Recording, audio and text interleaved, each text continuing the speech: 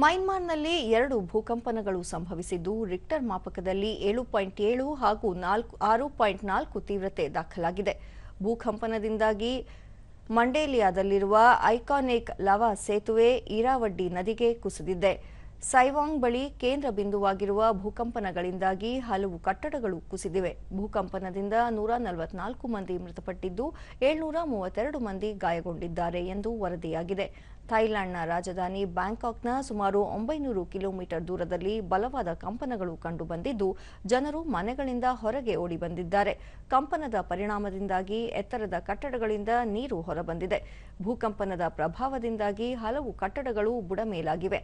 ಭೂಕಂಪದ ಪರಿಣಾಮವಾಗಿ ಥೈಲ್ಯಾಂಡ್ನ ಪ್ರಧಾನಿ ಪೋಟಾಂಗ್ಟಾನ್ ಶಿನವಾತ್ರ ತುರ್ತು ಸಭೆ ನಡೆಸಿದರು. ದೇಶದ ಬಹುತೇಕ ಎಲ್ಲಾ ಪ್ರದೇಶಗಳಲ್ಲಿ ಭೂಕಂಪನದ ಅನುಭವವಾಗಿದೆ ಎಂದು ಥೈಲ್ಯಾಂಡ್ನ ವಿಪತ್ತು ತಡೆಗಟ್ಟುವಿಕೆ ಇಲಾಖೆ ತಿಳಿಸಿದೆ. ಭಾರತದ ಕೋಲ್ಕತ್ತಾ ಮತ್ತು ಇಂಫಾಲದಲ್ಲೂ ಭೂಕಂಪನದ ಅನುಭವವಾಗಿದೆ. 2 ನಗರಗಳ ಹಲವು ಪ್ರದೇಶಗಳಲ್ಲಿ ಲಘು ಭೂಕಂಪನಗಳು ಹಾಗೂ ಗೋಡೆಗಳು ಅಲುಗಾಡಿದ ಅನುಭವವಾಗಿದೆ ಎಂದು ಜನತೆ ಮಾಹಿತಿ ಹಂಚಿಕೊಂಡಿದ್ದಾರೆ.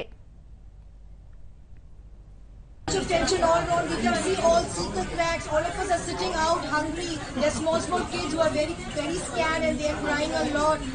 The situation is very bad. The Prime Minister has announced for an emergency and we all are praying hard. Please everyone pray hard for Bangkok, Thailand.